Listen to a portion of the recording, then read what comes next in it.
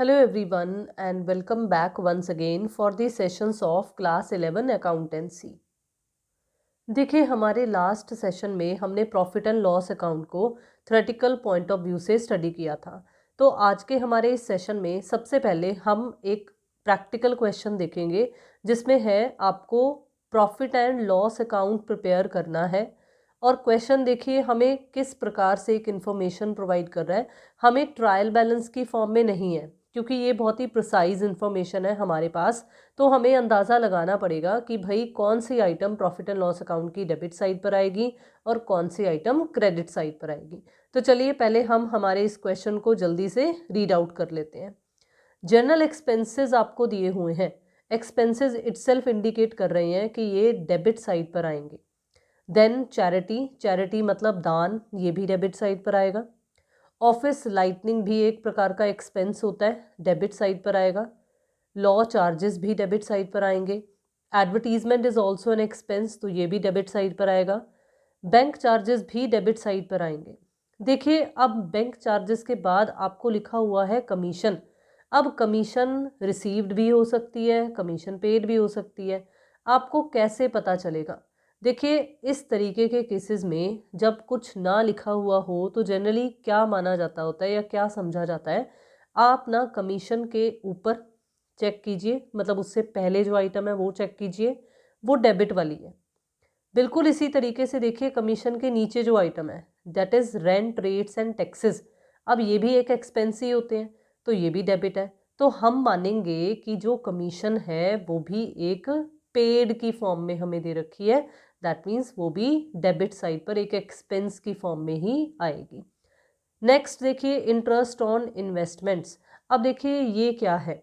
देखिए ये हमारी इनकम है, क्योंकि हम सिंपल ये कह सकते हैं एक फर्म या एक कंपनी इन्वेस्टमेंट दूसरी फर्म में करती है। दैट मीन्स जैसे हम कहते हैं ना कि हमने किसी कंपनी के शेयर्स खरीद लिए, या हमने लाइक इंश्योरेंस पॉलिसी खरीदी है, वो हमारे लिए एक तरीके की हमारी इन्वेस्टमेंट है, या हमने एफडी करवा दी है, तो वो हमारी इन्वेस्टमेंट्स होती हैं जिन पर हमें बदले में इंटरेस्ट मिलता होता है, हम पे नहीं करते होते हैं। तो इसीलिए इंटरेस्ट ऑन इन्वेस्टमेंट हमारी इनकम होने की वजह से क्रेडिट हो जाएगा। देन सन्ड्री इनकम, ये इटसेल्फ नाम इंडिकेट कर रहा है तो क्रेडिट साइड पर आएगा। इनडायरेक्ट एक्सपेंसेस हैं तो ये डेबिट साइड पर आएगा। Then printing and stationery debit side पर आएगा। अगर हम दूसरी साइड देखें तो हमें ग्रॉस प्रॉफिट, जिससे हमारे प्रॉफिट एंड लॉस अकाउंट की शुरुआत हमने करनी है, वो दे रखा है। देन कैरेज आउटवर्ड है तो ये डेबिट साइड पर आएगा।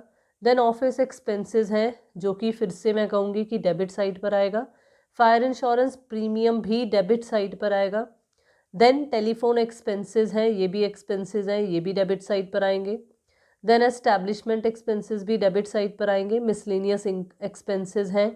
देन डिस्काउंट रिसीव्ड है। अब देखिए ये रिसीव्ड वर्ड लिखा हुआ है, ये डिस्काउंट अलाउड नहीं लिखा हुआ, तो इसलिए डिस्काउंट रिसीव्ड क्रेडिट साइड पर आएगा, ये हमारा फ़ायदा है। ट्रेवलर्स सैलरीज भी डेबिट साइड पर आएगा, एक्सपेंस है हमारे लिए। रिपेयर्स भी डेबिट साइड पर ही आएगा। कमीशन के साथ देखिए, अब ये देखिए यहाँ नहीं दिया हुआ था, यहाँ दिया हुआ है, तो अब ऑटोमेटिकली आपको यहाँ पर फिर से क्लियर ही हो जाता है, नहीं तो एक तरीका मैंने यहाँ भी आपको बता दिया। तो कमीशन क्रेडिट लिखा ही हुआ है तो ये क्रेडिट साइड पर ही आएगा।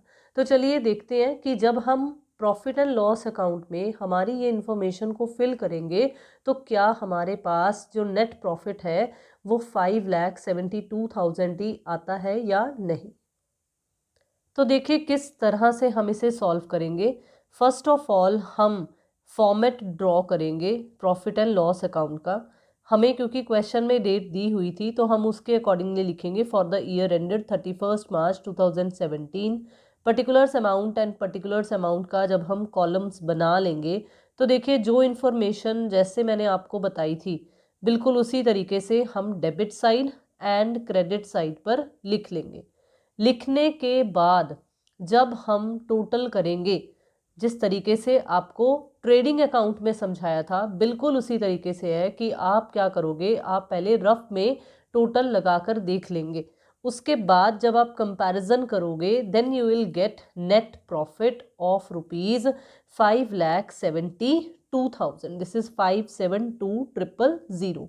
तो इस तरीके से हमारे पास नेट प्रॉफिट एक बैलेंसिंग फिगर की फॉर्म में निकल आएगा, जो कि बिल्कुल वही है जो हमने हिंट में देखा था।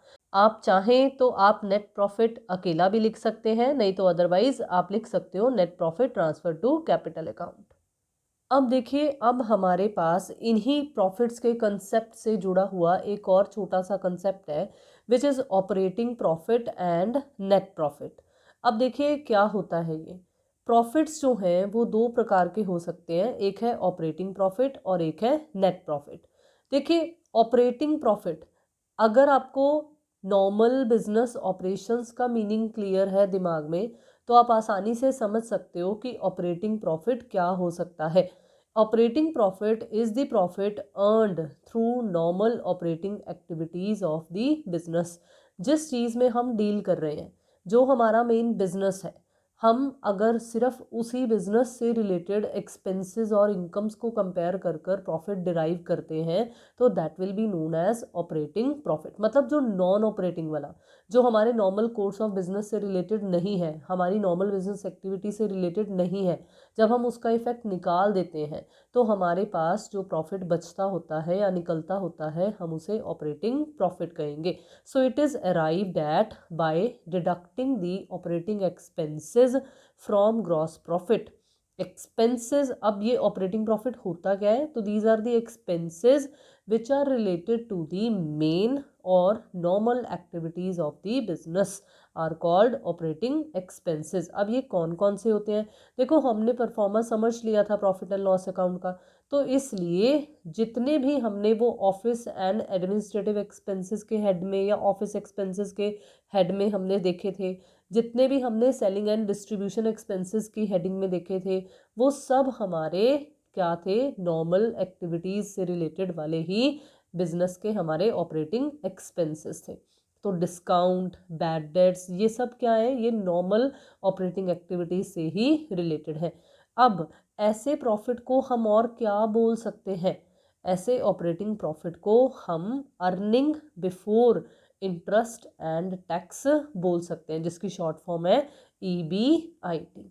अब ये नेट प्रॉफिट क्या होता है, नेट प्रॉफिट का मतलब होता है जब हम सिर्फ ऑपरेटिंग नहीं बल्कि नॉन ऑपरेटिंग आइटम्स को भी ट्रीट कर रहे होते हैं।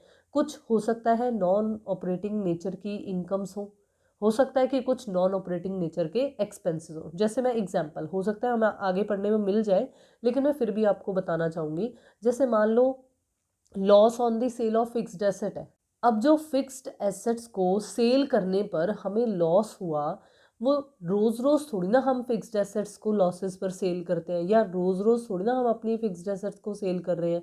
वो तो एसेट्स ही हैं। एसेट्स की तो डेफिनेशन ही यही कह रही है कि हम वो चीज़ जिसमें हमने इन्वेस्टमेंट की है, जिसको हमने खरीदा है, ये सोचते हुए कि हम लंबे समय तक इसका इस्तेमाल करेंगे, तो इसलिए वो हमारे नॉर्मल बिजनेस ऑपरेटिंग से, ऑपरेशन से रिलेटेड तो है ही नहीं है।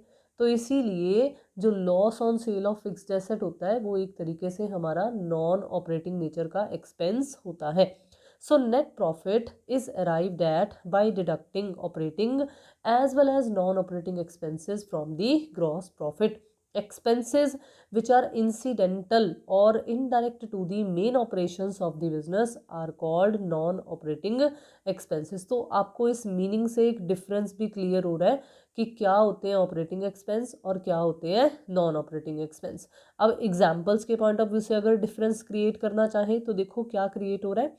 They include interest on loan, charities, donations, loss on the sale of fixed assets, extraordinary losses due to theft, loss by fire and so on।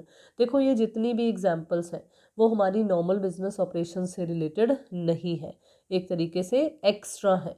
तो इसीलिए अब देखिए, मैंने इनकम्स भी आपको कहा था, तो आपको यहाँ पर भी ऐसा ही कुछ दिया हुआ है। Similarly non operating incomes are added while calculating the net profit, जो कि जैसा हमने अभी अभी इस सेशन में जो पहला क्वेश्चन किया था, उसमें हमने क्रेडिट साइड पर शो किया था इंटरेस्ट ऑन इन्वेस्टमेंट्स, तो वो क्या थी, वो हमारी नॉन ऑपरेटिंग इनकम थी। Non operating incomes include receipt of interest, देखिए आपको लिखा हुआ भी आ गया, rent, dividend, gain on the sale of fixed assets etcetera. तो उम्मीद है कि आपको ये मीनिंग क्लियर रहा कि ऑपरेटिंग प्रॉफिट क्या होता है और नेट प्रॉफिट क्या होता है। अब हमारे आज के सेशन में जो हमने अब मीनिंग समझा है ऑपरेटिंग प्रॉफिट का और नेट प्रॉफिट का, अगर हम इसके आधार पर एक नेक्स्ट प्रैक्टिकल क्वेश्चन देखें तो देखिए this is question number 11। Calculate the amount of gross profit, operating profit and net profit on the basis of the following balances extract from the books of Messrs. Rajiv and Sons for the year ended 31st March 2017। तो हमें तीनों चीज़ें calculate करने के लिए कही गई हैं। Let's have a look over the information available.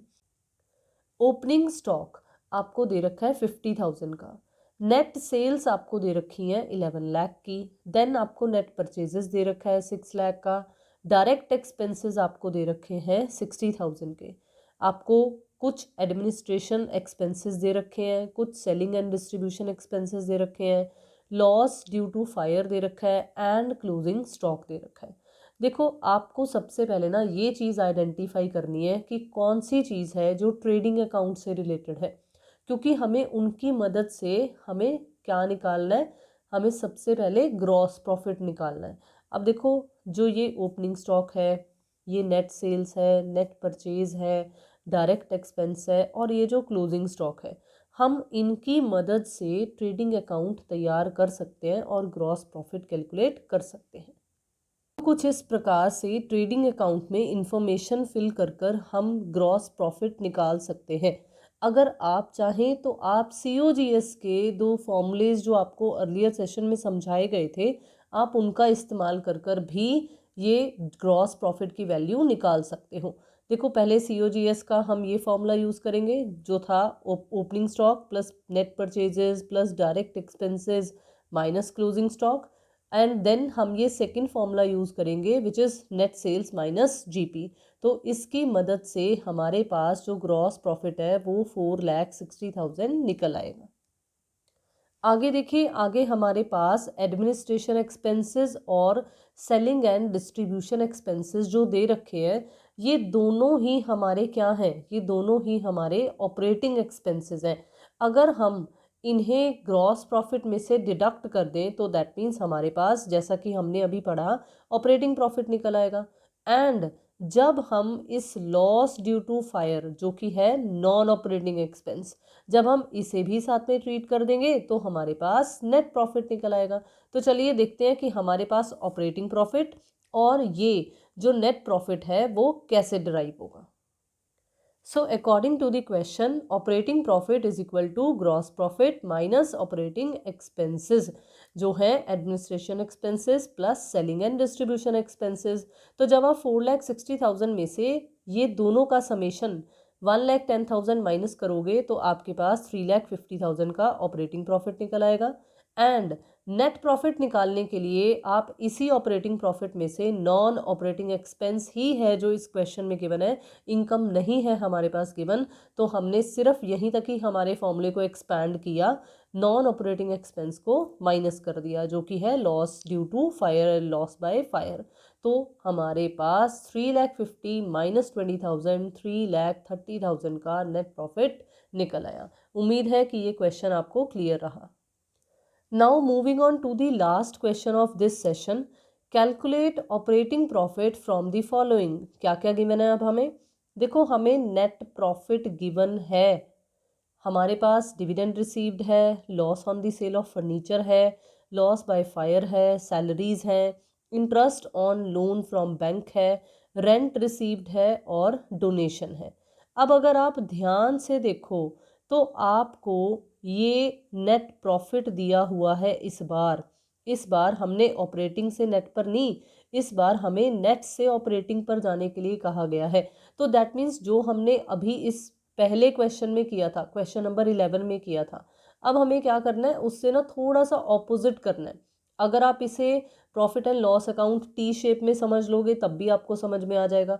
हमने क्या देखा था, हमने ये देखा था कि हम ग्रॉस प्रॉफिट में से हमारे कुछ ऑपरेटिंग एक्सपेंसेस जब लेस कर रहे थे तो हमारे पास ऑपरेटिंग प्रॉफिट निकल रहा था। इस बार हमें नेट प्रॉफिट दे रखा है, और जो नेट प्रॉफिट आता है उसमें तो कुछ नॉन ऑपरेटिंग इनकम्स एडेड होती हैं और कुछ नॉन ऑपरेटिंग एक्सपेंसेस लेस होते हैं। तो इस बार हमें उल्टा करना है, हमें जो नॉन ऑपरेटिंग एक्सपेंसेस माइनस किए हुए हैं उन्हें ऐड बैक करना है, और जो नॉन ऑपरेटिंग इनकम्स ऐड हैं उन्हें माइनस करना है। तो हमें आइडेंटिफाई करना पड़ेगा कि भाई इसमें से एक्सपेंस कौन सा है और इनकम कौन सा है। प्लस इस चीज़ पर भी ध्यान देना होगा कि वो नॉन ऑपरेटिंग है भी है या नहीं। जैसे डिविडेंड रिसीव्ड, हमने थ्योरेटिकली अभी अभी पढ़ा कि ये हमारी नॉन ऑपरेटिंग इनकम है। Loss on sale of furniture, हमें पता है कि ये हमारा नॉन ऑपरेटिंग एक्सपेंस है। बिल्कुल ऐसे ही लॉस बाय फायर भी हमारा नॉन ऑपरेटिंग एक्सपेंस है। सैलरीज, सैलरीज तो नॉर्मल कोर्स ऑफ बिजनेस से रिलेटेड है, दैट मीन्स सैलरी को माइनस नहीं करना है, या सैलरी को मैं यूँ कहूँ क्योंकि ये एक्सपेंस वाली साइड पर है तो इसे ऐड बैक नहीं करना है। Interest on loan from bank, ये हमारा क्या है, नॉन ऑपरेटिंग एक्सपेंस, क्योंकि लोन बैंक से हमने लिया हुआ है तो हम उस पर इंटरेस्ट पे करते हैं। तो दैट मीन्स वो यहाँ पर एज एन एक्सपेंस हमने डेबिट साइड पर माइनस किया है, शो किया है, तो इसे हमें ऐड बैक करना है। बिल्कुल ऐसे ही देखो रेंट रिसीव्ड, ये इनकम है तो इसे हमने माइनस करना है क्योंकि ये रियलिटी में हमारी इनकम नहीं है। बिल्कुल ऐसे ही देखो डोनेशन, डोनेशन हम डेबिट साइड पर लिखते हैं लेकिन हमने इसे माइनस नहीं करना था, तो इसलिए हम इसे क्या करेंगे, ऐड बैक कर देंगे। तो चलो देखते हैं इसका सॉल्यूशन कैसे होगा। तो देखो कुछ इस प्रकार से इसे सॉल्व किया जाएगा। आप सबसे पहले net profit is equal to operating profit minus non operating expenses and add non operating incomes formula लिख लोगे, एक्सपैंड कर लोगे, and then according to the question आप हर एक आइटम जो कैलकुलेट कर सकते हो वो फिल करोगे, या जो आपको गिवन है क्वेश्चन में आप वो लिखोगे। नेट प्रॉफिट लिख लिया, नॉन ऑपरेटिंग एक्सपेंसेस कौन कौन से हैं वो लिख लिया, ऐड कर लिया, देन आपके पास आ जाएगा non operating expenses total. Then बिल्कुल इसी तरीके से नॉन ऑपरेटिंग इनकम को भी आप लिख लोगे कि कौन कौन सी हैं और वो भी आपके पास निकल आएंगी 30,000। देन जब आप इसे फॉर्मूले में पुट करोगे तो देखो आपके पास ऑपरेटिंग प्रॉफिट 5,47,100 निकल आएगा। उम्मीद है कि आपको आज का सेशन भी इंटरेस्टिंग लगा होगा, आपको आसानी से जो आज का हमारा कंसेप्ट था वो क्लियर रहा होगा। Thank you so much for watching the video. I would like to request you all once again, अगर आपने अभी तक चैनल को सब्सक्राइब नहीं किया हुआ है तो काइंडली जल्दी से कर लीजिए। वीडियोस को शेयर करना, लाइक करना एंड अपने व्यूज़ कमेंट बॉक्स में शेयर करना बिल्कुल मत भूलिए। Thank you so much once again and have a nice day.